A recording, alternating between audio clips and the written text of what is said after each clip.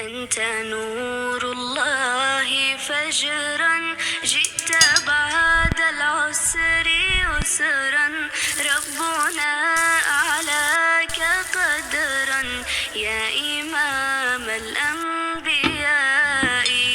أنت في الوجدان حي، أنت للعينين ضي، أنت عند الحوض ري، أنت هاد وصفي.